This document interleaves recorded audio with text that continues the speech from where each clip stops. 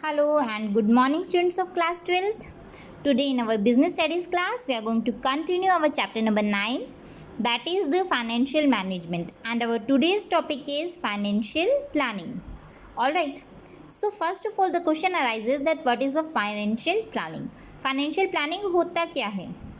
As you can see that financial planning is made up of two words, financial and planning. Planning, as we have already studied about it, planning is to determine in advance what is to be done, how it is to be done, who is to be done and when it is to be done. क्या करना है, कब करना है, कैसे करना है, कौन करेगा, ये सब चीज़ें जब हम एडवांस में डिसाइड कर लेते हैं वो क्या होती है हमारी प्लानिंग. फ्यूचर के बारे में एंटिसिपेट करना स्टार्टिंग से ही क्या होती है हमारी planning. Financial planning is finance से रिलेटेड प्लानिंग करना. ठीक है, फाइनेंस से रिलेटेड प्लानिंग में क्या क्या चीज़ें आएंगी, हमें फ्यूचर के लिए कितने फाइनेंस की ज़रूरत है, कितने अमाउंट की, कितने मनी की ज़रूरत पड़ेगी, वो मनी हमें कहाँ से मिलेगा, और जब वो मनी हमें मिल जाएगा तो उस मनी को इफ़ेक्टिवली यूज़ कैसे करना है, एफिशिएंटली यूज़ कैसे करना है, ताकि हमारे ज़्यादा से ज़्यादा बेटर वे में सोर्सेज भी यूटिलाइज हो सकें और हमारा जो प्रॉफिट्स हैं वो भी बेटर वे में हमें प्राप्त हो सके. Okay, so financial planning, as you can see, it implies forecasting financial needs. Forecasting means deciding in advance, okay, anticipating in advance the financial needs of the organization and their suitable sources from where we can get those finance, the sources of those finance, and to ensure their effective utilization. All right, so financial planning determines requirement of funds, procurement of funds, or procurement, or you can say sources of funds, utilization of those funds. All right, in definition you are going to do the definition of Walker and Bogan, that is financial planning pertains to functions of finance and includes the determination of firms' financial objectives, its policies and financial procedures. Okay, now next one is what is the process of financial planning. Financial planning की process क्या रहेगी. First one is determination of financial objective. Financial objective determine करने हैं हमें, हमारे financial objective क्या हैं.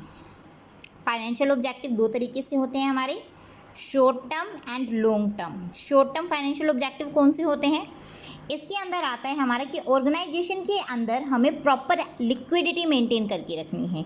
Short term financial objective में हमें ऑर्गेनाइजेशन के अंदर प्रॉपर लिक्विडिटी मेंटेन करके रखनी है, ना ही तो हमारे पास लिक्विडिटी ज़्यादा हो ना ही लिक्विडिटी कम हो. दोनों ही सिचुएशंस हमारे लिए हार्मफुल होती हैं. कैसे होती है हम इसके बारे में आगे देखेंगे. ठीक है, next one is long term financial objective. क्या है लॉन्ग टर्म फाइनेंशियल ऑब्जेक्टिव, है कि वो कौन कौन से सोर्सेज हैं जहाँ से हम फाइनेंस इकट्ठा कर सकते हैं और उस फाइनेंस को एफिशिएंटली यूज़ करना है. ठीक है, these are the long term financial objective. Okay, short term में maintaining adequate liquidity in the organisation, और लॉन्ग टर्म में how do we are going to get the finance from the sources and how are we going to effectively use that source or use that finance in our organization. Next one, determination of financial policies. हम financial policies determine करते हैं. हम finance से related जो policy बनाएंगे क्या क्या होंगी वो पॉलिसीज़, जैसे capital management policy, credit policy, fix asset management policy. ठीक है, कैपिटल स्ट्रक्चर पॉलिसी. मान लीजिए कैपिटल स्ट्रक्चर पॉलिसी के अंदर हमने ये डिसाइड किया है कि हमारी जो कैपिटल रहेगी वो सारी इक्विटी के ऊपर बेस्ड रहेगी. ठीक है, डिविडेंड पॉलिसी, हम स्टार्टिंग में डिविडेंड शेयर होल्डर्स को लो रेट पर देंगे, फिर जैसे जैसे हमारे प्रॉफिट्स बढ़ेंगे वैसे वैसे हम हाई रेट पे डिविडेंड देना स्टार्ट करेंगे. तो ये financial policies is relating to the finance. Finance से रिलेटेड जो हम पॉलिसीज़ बनाते हैं उसको बनाएंगे. Next one is determination of financial procedure. जो हमने पॉलिसीज़ बनाई हैं उनका प्रोसीजर क्या रहेगा. जैसे मान लीजिए क्रेडिट पॉलिसी है, उसमें हमने ये डिसाइड किया था कि हम कस्टमर को क्रेडिट पे कम सेल करेंगे, सिर्फ उन्हीं को करेंगे जो कस्टमर क्रेडिट वर्थी होगा.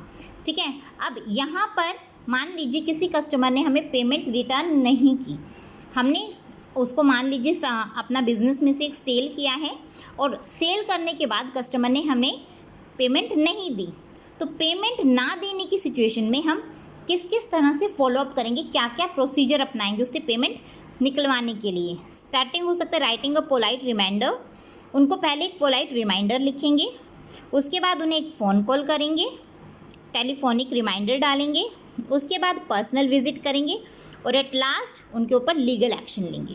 ठीक है, so this will be the procedure for the financial policy of credit policy. Alright, next one is objectives of financial planning. Financial planning के बेटा ऑब्जेक्टिव्स क्या हैं? कई बार बच्चे कंफ्यूज हो जाते हैं, मैडम अभी तो आपने बताया था फाइनेंशियल ऑब्जेक्टिव, अब ऑब्जेक्टिव्स ऑफ फाइनेंशियल प्लानिंग ये क्या है?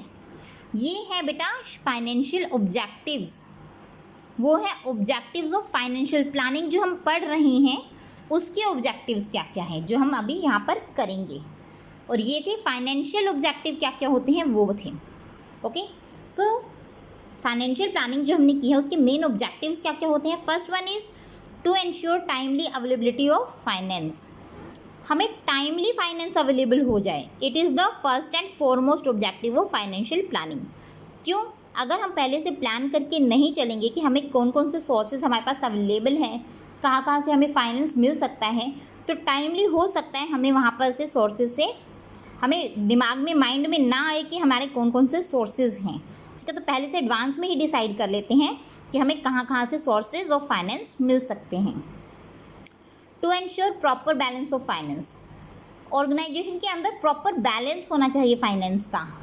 It should not be excess neither be short, हमारे जो फाइनेंस है, हमारे जो कैश है बिजनेस के अंदर, वो ना ही तो एक्सेस में होना चाहिए ना ही शॉर्ट में होना चाहिए। दोनों ही सिचुएशन हमारी हार्मफुल होती है। कैसी होती है बेटा हार्मफुल?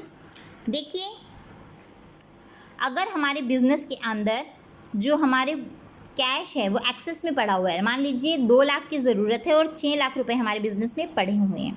ठीक है, तो जो 4 लाख रुपए जो एक्सेस में पड़े हुए हैं, अगर हम उन 4 लाख को यूटिलाइज़ करके कहीं बाहर इन्वेस्ट करते तो हो सकता है उस पर हमें इंटरेस्ट मिलता। तो हमने अभी क्या किया, वो इंटरेस्ट खो दिया ना, क्यों? हमारे बिजनेस में ही पड़े हुए हैं, बिजनेस हमें थोड़ा ना इंटरेस्ट देगा। वहीं अगर हमारे शॉर्ट में होंगे तो हमें पेमेंट करने में प्रॉब्लम होगी।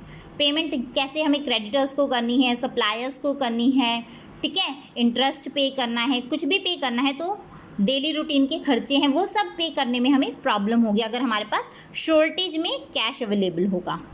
तो दोनों ही सिचुएशन हमारे हार्मफुल होती है। तो इसीलिए एडिक्वेट अमाउंट ऑफ कैश हमारे बिजनेस में होना चाहिए, ना ही तो ज़्यादा और ना ही कम।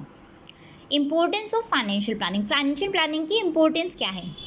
First one, it helps to face the eventualities, जो सिचुएशन आती है फ्यूचर में उसको फेस करने में ये क्या करते हैं, हमारी हेल्प करते हैं, क्योंकि इसके बारे में हम पहले से प्लान्ड होते हैं, पहले से हमने इसके लिए प्लानिंग कर रखी होती है कि अगर ये सिचुएशन आएगी तो हम क्या करेंगे, इस सिचुएशन में हमें क्या स्टेप लेना है और इस सिचुएशन में हमें कैसे उसको कॉप अप करना है। ठीक है, helps in avoiding business shocks and surprises, क्योंकि हम पहले से ही तैयार हैं, रेडी हैं फाइनेंशियली किसी भी शॉक या सरप्राइजेस से निपटने के लिए। तो इसमें हमें बिजनेस शॉक्स और सरप्राइजेस से काफ़ी ज़्यादा जो मतलब झटका लगने वाला उससे हमें निजात मिलती है। कैसे मिलती है?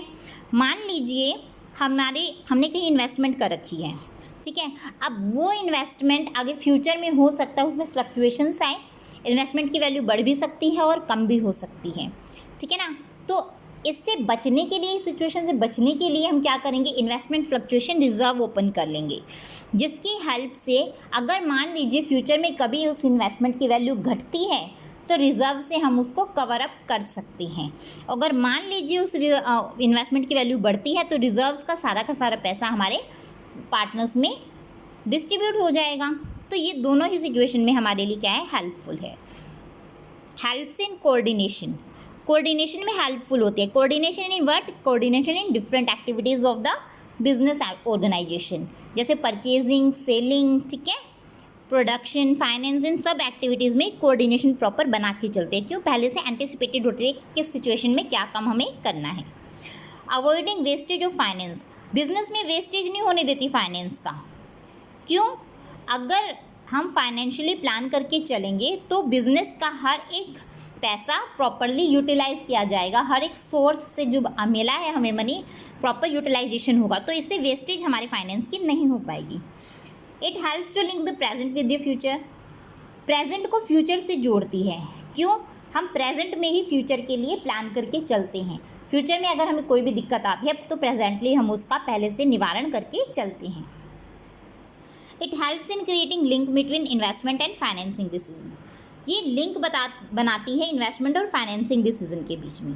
इन्वेस्टमेंट मतलब फ्यूचर में हमें इन्वेस्टमेंट कैसे कैसे कहाँ करनी है, और फाइनेंसिंग डिसीजन वो पैसा हमें कहाँ से मिलेगा। ठीक है, इन दोनों के बीच में लिंक बनाती है फाइनेंशियल प्लानिंग। फाइनेंशियल कंट्रोल, इसमें सारी की सारी जो हमारी फाइनेंशियल एक्टिविटीज़ है वो कंट्रोल के अंदर रहती है। क्यों? इसके अंदर हम स्टैंडर्ड्स मेंटेन करते हैं फाइनेंशियल परफॉर्मेंस से रिलेटेड, कि एक्चुअल परफॉर्मेंस और स्टैंडर्ड परफॉर्मेंस को फिर उसके बाद कंपेयर किया जाता है, और कंपेयर करने के बाद उनके बीच में जो भी डेविएशंस है उनको क्या किया जाता है, करेक्टिव एक्शन के थ्रू करेक्ट किया जाता है। Alright, so it is also a method of financial control. All right, so these are the points of financial planning. ये financial planning का टॉपिक जो है आपका आज का कंप्लीट हो गया है। आपका जो वर्क रहेगा फाइनेंशियल प्लानिंग का meaning, it's definition, after that it's process, objectives and importance, ये सब आपको अपनी फेयर नोटबुक में नोट करना है और इसके अच्छे से नोट्स बनाकर इसको रिवाइज भी करना है। कोई भी कन्फ्यूजन हो तो पूछना बेटा, और एक चीज़ ध्यान रखना, जो भी आप टॉपिक पढ़ें उसको ध्यान से समझिएगा और उसके साइड बाय साइड प्रैक्टिस भी करते रहिएगा।